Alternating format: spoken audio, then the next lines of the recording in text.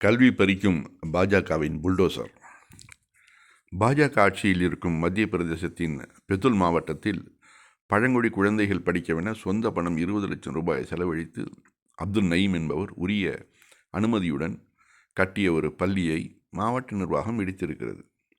அப்துல் நயீம் சட்டவிரோதமாக இஸ்லாமிய மதக்கல்வி அளிக்க மதர்சா கட்டுகிறார் என கிளப்பப்பட்ட புரளியை மாவட்ட நிர்வாகம் காரணம் காட்டியிருக்கிறது. ஆனால் ஆக்சுவலாக அந்த சுற்றுவட்டார கிராமத்தில் வெறும் 4 முஸ்லீம் குடும்பம் தாங்க இருக்குது. மற்றபடி அங்கே கிட்டத்தட்ட 2000 குடிமக்கள் இருக்கிறாங்க.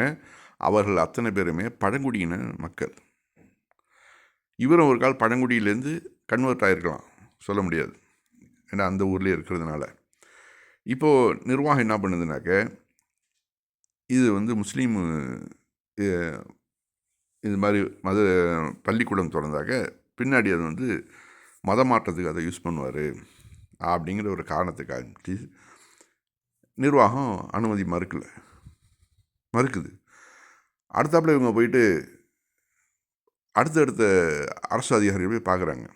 எல்லாருமே முதல்ல அனுமதி பண்ணிவிட்டு அதுக்கு பிறகு பின்வாங்குறாங்க. மேலிடத்துலேருந்து எங்களுக்கு ப்ரெஷரு அப்படின்னு சொல்லிட்டு. கடைசியில் மக்கள் எல்லாம் ஒன்று கூடி நாம் போய் கலெக்டரை போய் பார்ப்போம் அப்படின்னு சொல்லிட்டு கிட்டத்தட்ட 10 கிலோமீட்டர் தூரம் இருக்கிற கலெக்டர்கிட்ட போகிறாங்க. அங்கே போய் அவர்கிட்ட போய் பார்க்க போகிறதுக்கு முதல்ல அனுமதி மறுத்துட்டார். கடைசியில் இவங்க போராட்டங்களில் அறிவித்தோடனையும் அவருக்கு ஓகேன்னு சொல்லி சந்தித்து இந்த விவரங்கள்லாம் கேட்குறார். இங்கே கேட்டுட்ருக்கிறப்பயே இந்த புல்டோசர் போய் நேராக போய் அந்த மதரசாவை பள்ளிக்கூடத்தை அந்த இடித்து தரமட்டமாக்குது. கிட்டத்தட்ட 20 லட்சம் ரூபா தன்னுடைய சொந்த பணத்தை போட்டு ஒரு பள்ளிக்கூடத்தை கட்டினா இடிக்கிற இந்த பாசிச அரசு உருப்பிடுமா?